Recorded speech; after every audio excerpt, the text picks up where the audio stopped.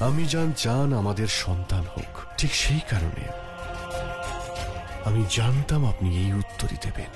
যদি আপনি ওনাকে আটকাতে চান তাহলে সবার সামনে আপনাকে এটা বোঝাতে হবে যে আপনি আমার সন্তানের আম্মি হতে চলেছেন।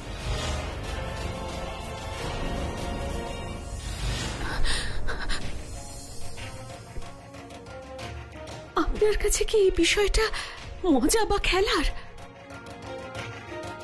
এটা আমার কাছে না কোনো মজার না কোনো খেলা। আপনার কথা রাখতে আপনার পিতার সামনে আমি মিথ্যে অভিনয় করেছিলাম।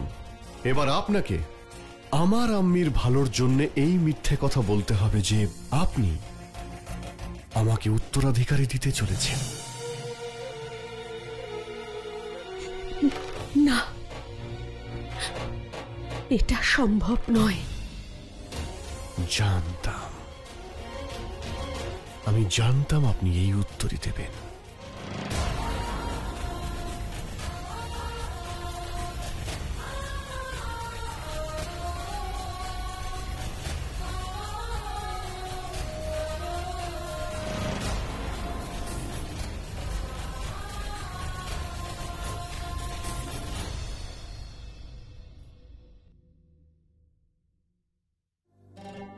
জালালের কথা কিন্তু একদম সঠিক। আপনি কঠিন প্রতিজ্ঞা করে ফেলেছেন। সেই খুশির খবরের কাছে আমার এই ত্যাগ তুচ্ছ।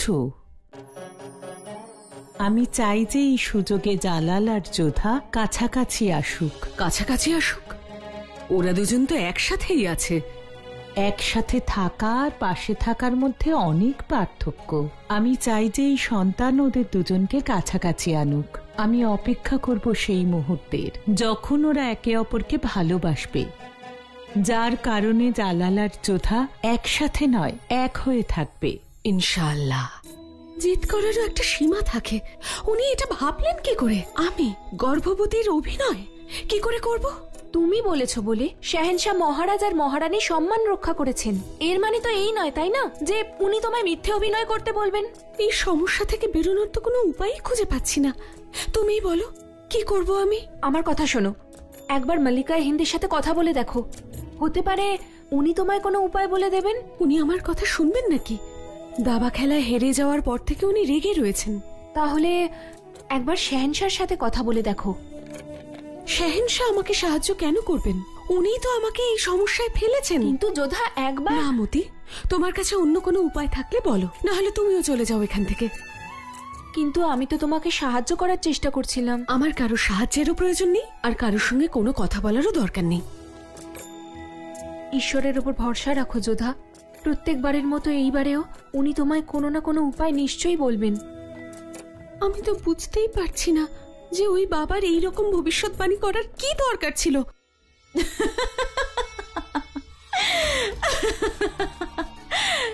মনে হয় পীর বাবা আবেগের বশে বলে দিয়েছেন মুঘল সাম্রাজ্যের উত্তরাধিকারী, তাও আবার যোধা বেগমের মাধ্যমে। যাকে স্পর্শ করা দূরের কথা, চোখ তুলে তাকায়ও না জালাল, সে মুঘল সাম্রাজ্যকে উত্তরাধিকারী দেবে।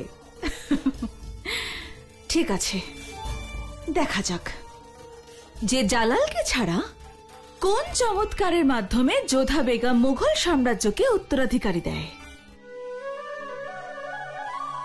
দয়া করে কোনো একটা উপায় বলে দিন।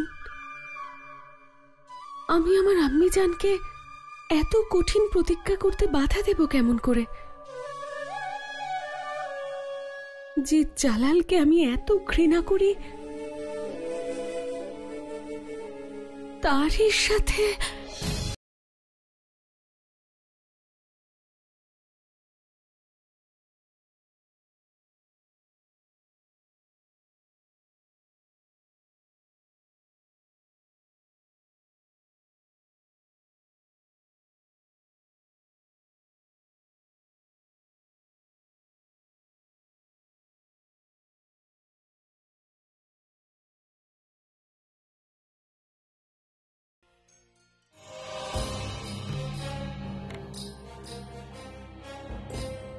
সামনে বেগম সাহেবা, আপনি ঠিক আছেন তো?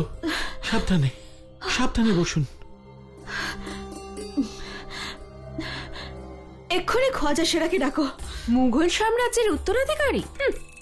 এরকম তো অনেকবারই ভেবেছেন রোকেয়া বেগম, কিন্তু শাহেনশাকে এই উপহার দেওয়া বেগমে খাসের ভাগ্যে লেখা নেই। আহারে, কতদিন ধরে একটা সন্তান পাওয়ার ইচ্ছে ওনার। ইচ্ছে সন্তানের নয় নাজিমা বেগম, শুধুই ক্ষমতার। সাম্রাজ্যকে উত্তরাধিকারী দিয়ে উনি চিরকালই বেগমে খাস হয়ে থাকতে চান। সে উনি যাই চান না কেন, শান্তি কিন্তু পাবেন না রোকেয়া বেগম। আমার পুরো বিশ্বাস আছে যে এইবারেও কোনো খুশির খবর পাওয়া যাবে না। চুপ করো, খোয়াজা সেরা ভেতরে যাচ্ছেন।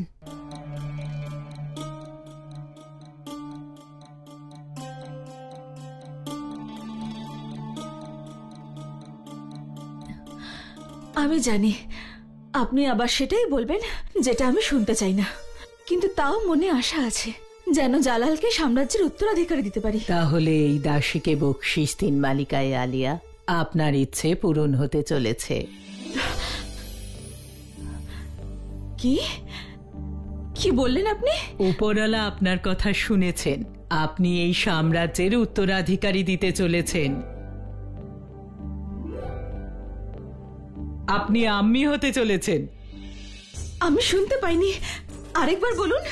আপনি আম্মি হতে চলেছেন। শাহেনশাহের উত্তরাধিকারী আসতে চলেছে। আপনাকে যে আম্মি জান বলে ডাকবে সে আপনার কোলে আসতে চলেছে মালিকায় আলিয়া। আপনাকে অসংখ্য অভিনন্দন মালিকা।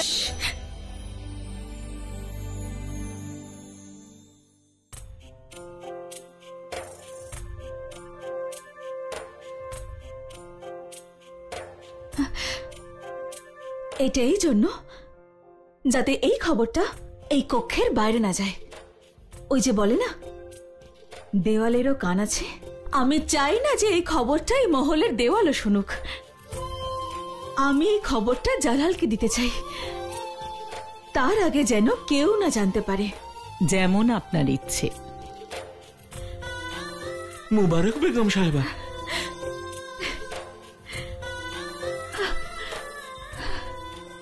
হে আল্লাহ, আপনাকে অসংখ্য ধন্যবাদ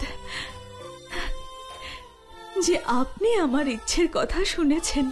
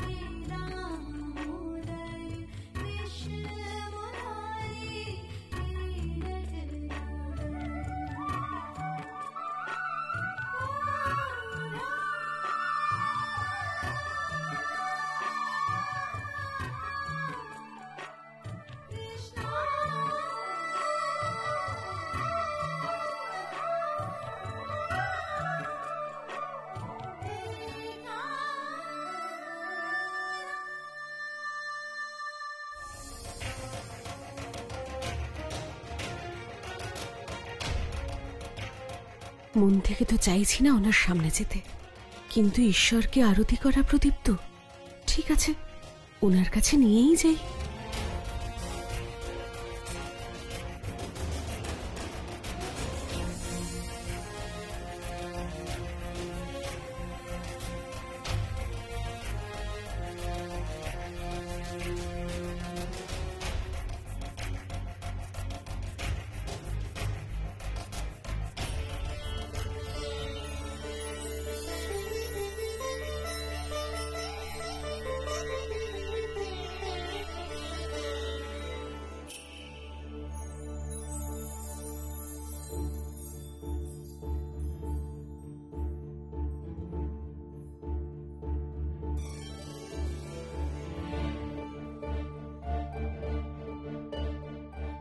উনি মাথা নিচু করলেন কেন আবার?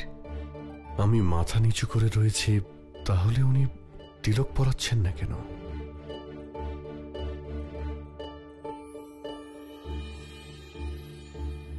এটা তিলকের থালা নয়, আরতির থালা।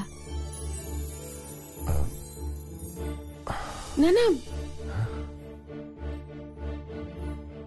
থালা নয়, প্রদীপ। এর তাপ নিতে হয়।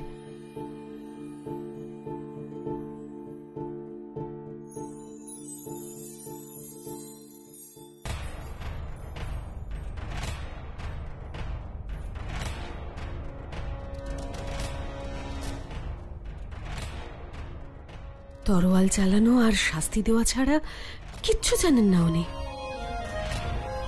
আপনি পারবেন না।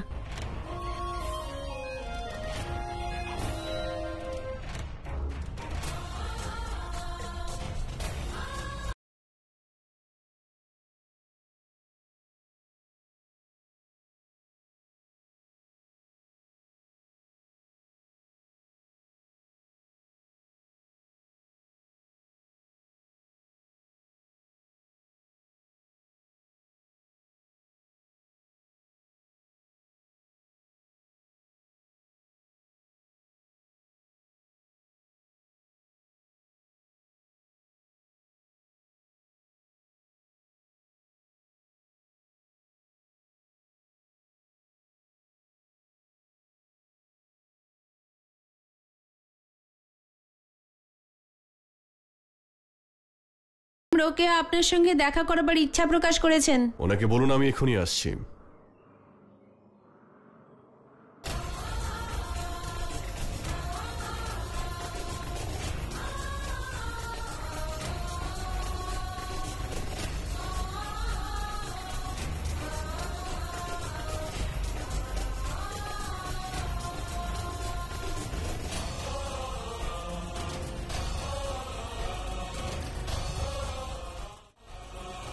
ক্ষমা করবেন শাহেনশাহ, বেগম রোকেয়া আপনার সঙ্গে দেখা করাবার ইচ্ছা প্রকাশ করেছেন। ওনাকে বলুন আমি এখনই আসছি।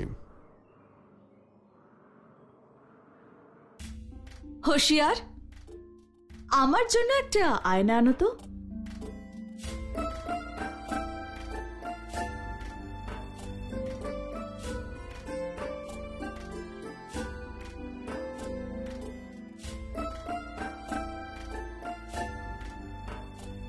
আমায় ক্ষমা করবেন, আজ পর্যন্ত আপনাকে আয়না দেখতে দেখিনি। মানে বলতে চাইছি, আজ পর্যন্ত আপনি আপনার সৌন্দর্যের খেয়াল করেননি তো? বেগম সাহেবা নয়, মারিয়াম উজ জামানি বলে ডাকো। আমি আমার চেহারা নয়, বরং সেই বেগমের সৌন্দর্য দেখছি যে শীঘ্রই মারিয়াম জামানির পদ পেতে চলেছে। তার মানে আপনি আম্মি হওয়ার জন্য খুশি নন? আম্মি তো যে কেউ হতে পারে হোশিয়ার, কিন্তু মারিয়াম উজ জামানি হওয়ার ভাগ্য আল্লাহ যে কাউকে দেন না।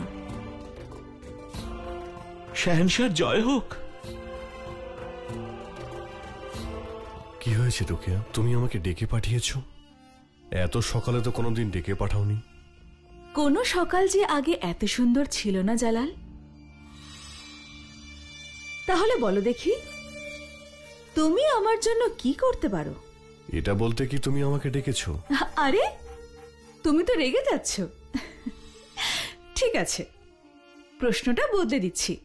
যদি আমি তোমাকে সেটা দিতে পারি যাতে আম্মি জান দারগা শরীফে না যান, তাহলে তুমি আমার জন্য কি করতে পারো? বাহ, যোধাকে এতবার বলা সত্ত্বেও আমি জানকে মিথ্যে কথা বলতে রাজি হলো না, আর তোমাকে কিছু না বলতে তুমি মিথ্যে বলতে রাজি হয়ে গেলে? নিঃসন্দেহে। আর সবচেয়ে বড় কথা এটা যে আমি যেটা হতে চলেছি যোধা চাইলেও সেটা হতে পারবে না। তার মানে আমি আম্মি হতে চলেছি জালাল।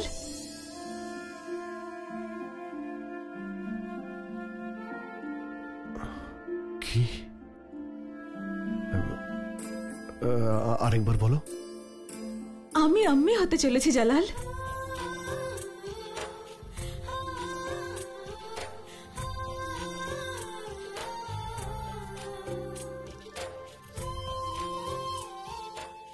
আরেকবার বলো। রোকেয়া? জালাল, তুমি আব্বাজান হতে চলেছ। মুঘল সাম্রাজ্য তার উত্তরাধিকারী পেতে চলেছে, তার হবু শাহেনশাহ পেতে চলেছে। আরেকবার বলো রোকেয়া, বারবার বলো। আমিও খোজা সেরাকে বারবার এই প্রশ্ন করেছি, ঠিক সেভাবে যেভাবে তুমি করছো, আর উনিও বারবার এই উত্তর দিলেন যে আমি আম্মি হতে চলেছি। এই মুঘল সাম্রাজ্যের উত্তরাধিকারী আমার গর্বে। তুমি জানো না রোকেয়া, তুমি আমাকে কত বড় উপহার দিয়েছো।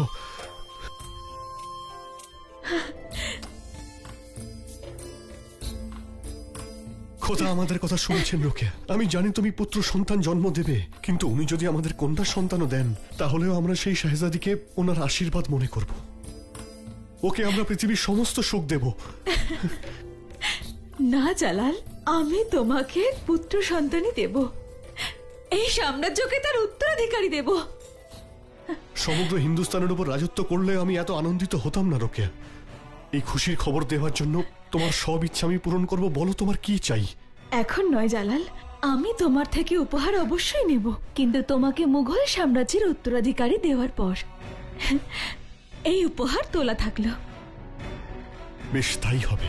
কথা দিচ্ছি তোমায়, আমি তোমায় কথা দিচ্ছি যে তুমি যখন যা ইচ্ছে আমার কাছে চাইবে তাই পাবে।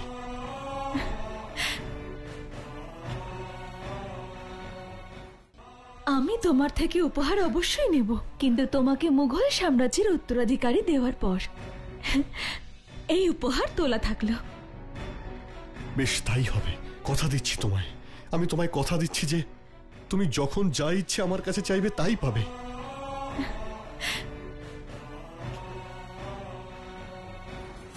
আমার সাম্রাজ্যের প্রতিটি জায়গায়, প্রত্যেক গ্রামে আর প্রত্যেক নগরে এই সংবাদ দিয়ে দাও, মোগল সাম্রাজ্যের উত্তরাধিকারী আসতে চলেছে। আতশবাজি আনানো হোক, সমস্ত অতিথিদের আমন্ত্রণ জানাও। দিল্লি, কাবুল আর আমেরেও এই বার্তা পাঠানো হোক। আর সঙ্গে এটাও হুকুম দিও যে আমি আমার উত্তরাধিকারীর এই অনুষ্ঠানে কারো অনুপস্থিতি কোনোভাবেই সহ্য করব না। যেটা এতদিন ধরে চেয়ে আসছিলাম, সেই চাওয়া আজ পূর্ণ হয়েছে। শাহেনশাহ আমাকে কথা দিয়ে দিয়েছেন হুঁশিয়ার, যেদিন মারিয়ামুজ্জামানির পদ আমি পাবো, সেই দিন আমি সাম্রাজ্যের সমস্ত ক্ষমতা নিজের হাতের মুঠোয় আনব। কোন ক্ষমতার কথা বলছেন বেগম সাহেবা? সেই ক্ষমতা যেটা মহামাঙ্গার কাছে আছে, ক্ষমতা ওয়াজিরে আলিয়ার, ক্ষমতা যেটা দেওয়ানে খাসে ওনার আছে, সেই সমস্ত ক্ষমতা আমি ওনার থেকে ছিনিয়ে নিতে চাই। মিষ্টি মুখ করুন, রোকেয়া বেগম মা হতে চলেছেন। তুমি তো এমন ভাবে বলছো যেন রোকেয়া বেগম নয়, তুমি মা হতে চলেছো। আম্মি জান, আমি মা হলে কিন্তু সেই উদ্দেশ্য পূরণ হবে না যেটা রোকেয়া বেগম মা হলে হবে। তাই বুঝি? এখন দেখুন না আম্মি জান, এটা তো সবাই জানে যে শাহেনশাহ বাচ্চাদের কত পছন্দ করেন। এখন যখন নিজেদের সন্তান হবে ওনার আর বেগম খাসের, তাহলে এটা জানা ব্যাপার যে ওনার বেশিরভাগ সময়টা উনি নিজের বেগম আর সন্তানের সাথেই কাটাবেন। আর যদি এরকমই হয় তাহলে উনি নিজের সাম্রাজ্যের কাজকর্মে বেশি সময় দিতে পারবেন না। তখন এই সব দায়িত্ব কাকে দেওয়া হবে? আমার শহর আর আপনার ছেলে আদম খানকে। হলো তো খুশির খবর?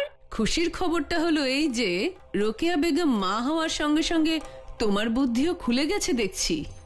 তাহলে সেই খুশিতেই তুমিও একটা মিষ্টি খাও।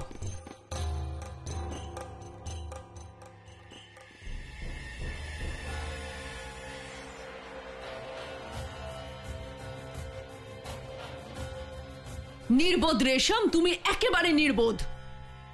উত্তরাধিকারী দিতে পারলে বেগম মারিয়াম উজ জামানির সম্মান পাবে। অন্য কোনো বেগম হলে শাহেনশাহর ভালোবাসা ছাড়া আর কিছু চাইতো না, কিন্তু এই রোকেয়ার ক্ষমতার লোভ আছে অনেক। মারিয়াম উজ জামানির সম্মান পেয়ে রোকেয়া ক্ষমতাশালী হয়ে যাবে, আর আমাদের স্বপ্নকে সত্যি করার পথে সবচেয়ে বড় বাধা হয়ে দাঁড়াবে এই রোকেয়া। রেশম, এটা কোনোভাবেই ভোলা উচিত নয় যে রোকেয়া বেগম নিজের চোখে হারেমে আদমকে প্রবেশ করতে দেখেছিল। কিন্তু সেই সমস্যা থেকে তো আপনি নিজেই বাঁচিয়েছিলেন আদম খান সাহেবকে। ডানা ছেঁটে দিয়েছিলেন, ওনার মুখ বন্ধ হয়ে গিয়েছিল। বন্ধ করেছিলাম, কিন্তু উপড়ে ফেলতে পারিনি। ক্ষমতা পেলেই এই রোকেয়া সেই সব কিছুর প্রতিশোধ নেবে। সাম্রাজ্যের সবচেয়ে ক্ষমতাশালী হতে চায় ওই রোকেয়া।